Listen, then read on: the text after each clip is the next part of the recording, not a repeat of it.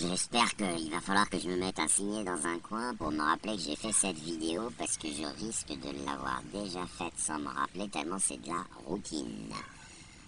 Alors, comme évidemment les gens ne sont pas logiciens ou mathématiciens professionnels sur les réseaux sociaux, j'ai pas envie de faire une conférence qui dure 1 heure, donc je vais être cash et c'est pas approximatif, c'est pas une simplification, ce que je vais dire c'est les faits. Les erreurs de logique, ça n'existe pas, c'est un abus de langage, c'est une façon de parler. Les erreurs de raisonnement, ça n'existe pas. Et la logique, c'est un titre qu'on met à une activité consistant à faire formellement des maths.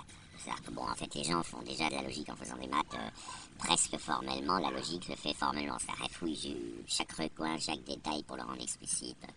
Peu importe, je vais pas rentrer.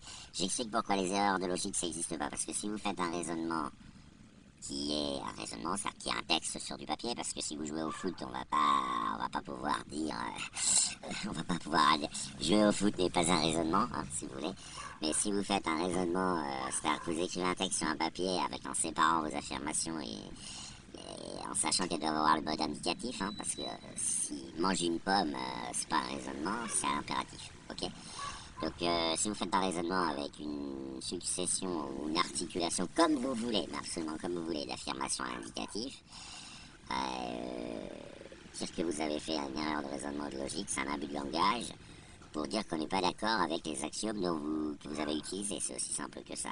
Alors, comment dans la vie courante on va... Alors, pourquoi je dis ça? Parce que vous avez une procédure qui peut être faite par un logiciel qui s'exécute, qui doit même pas faire 10 000 kilooctets, que je peux reprogrammer tous les jours pour les gens qui ont envie avec à peu près n'importe, qui va recenser tous vos postulats, tous vos axiomes. Locaux, c'est-à-dire je prends le texte, je donne le texte au logiciel, il va dire tout ce qui n'est pas justifié dans votre texte, ça s'appellera les axiomes de votre texte. Et donc votre raisonnement sera parfait. La conclusion à laquelle vous serez arrivé sera irréfutablement et mathématiquement une conséquence de vos axiomes. Alors bon, oui, ça peut paraître optimiste, mais ce qui se passe, c'est que la plupart des gens, ils utilisent, par exemple, ils vont faire un raisonnement de 10 lignes. Dedans, il y aura, si vous passez au logiciel recenseur d'axiomes, il y aura 12 axiomes. Et il y aura au moins 5 contradictions. Ça, il y aura au moins 5 sous-ensembles de ces 12 axiomes qui, à eux seuls, entraînent une contradiction. Alors, je rappelle qu'une contradiction, contrairement, c'est pas se contredire, ça veut rien dire. C'est une théorie dans laquelle on peut prouver tout ce qu'on veut. Voilà.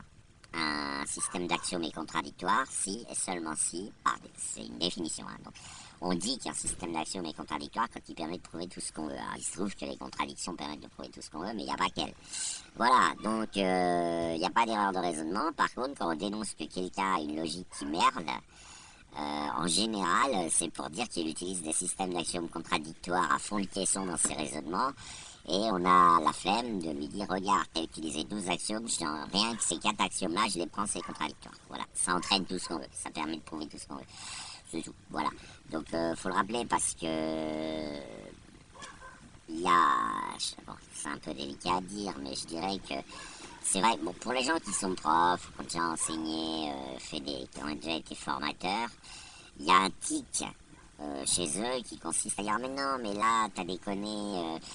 en fait, ce qu'ils veulent dire par là, mais là, t'as utilisé un axiome qui est faux, mais ils veulent aller plus loin que ça. Ils veulent dire à l'élève ou à l'étudiant, là, t'as utilisé un axiome alors que toi-même, t'es pas d'accord avec.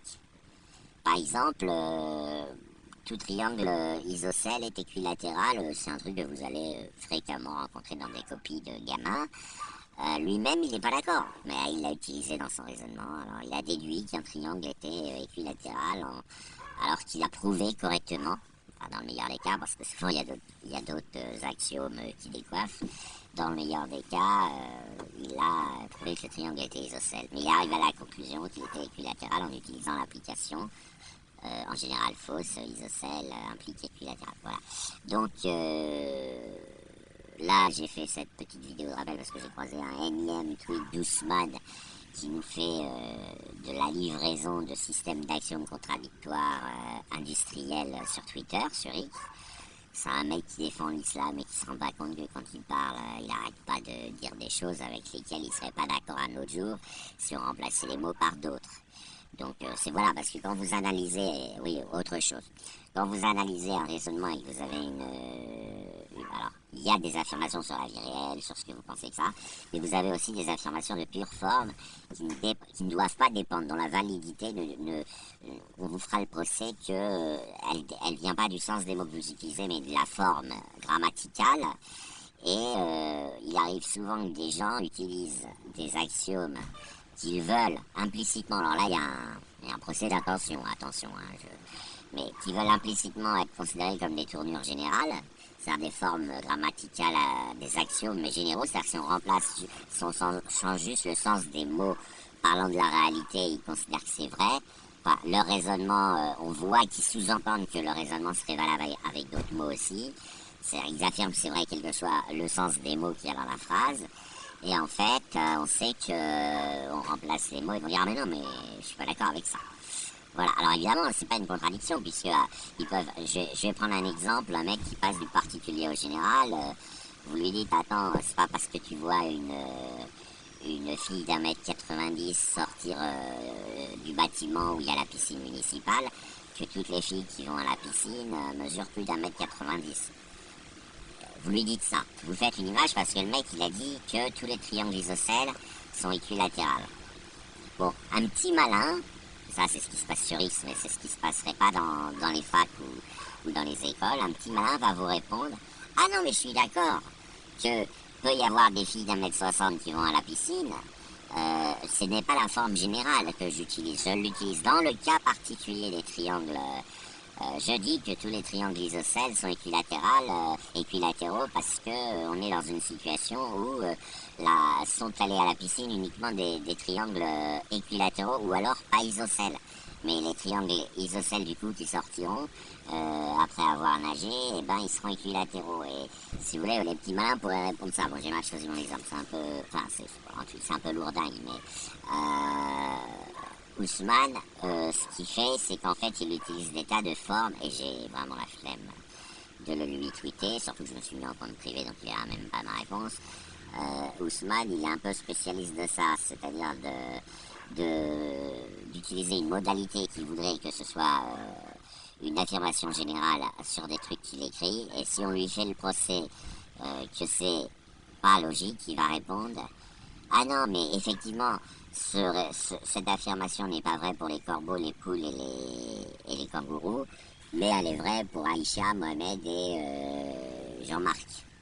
Voilà, et donc on a la flemme de lire un tweet qui va répondre ça, donc on économise aussi son temps pour qu'il dribble pas, et donc on ne lui répond pas. Enfin moi personnellement, contrairement à un tweet que j'ai croisé, j'ai croisé plus de tweets qu'on croit d'Ousmane, mais j'ai pas envie, quand je lui fais remarquer une erreur de logique, il me l'a déjà fait 100 000 fois, enfin pas 100 000, hein, en tout cas peut-être au moins 10 fois, sur tous mes comptes. J'ai pas envie qu'il me réponde ah non, mais j'ai jamais dit que c'était valable pour quel que soit le sens des mots qui désignent des personnages. J'ai dit que c'est valable pour Mohamed, Aïcha, Alphazan, je ne sais qui. Voilà, donc alors qu'on voit très bien, hein, c'est de la mauvaise foi, on voit très bien que le mec il a utilisé la phrase dans un sens abstrait et général, c'est-à-dire qu'il ne souhaitait pas dire en ce qui concerne Mohamed, Alphazan, Aïcha, j'affirme ça comme un fait constaté expérimental, comme une vérification faite en labo, mais je ne dis pas que c'est une forme mathématique générale qui est vraie. Voilà, bon. Putain, j'arrive quand même à parler 8 minutes, hein. C'est du délire.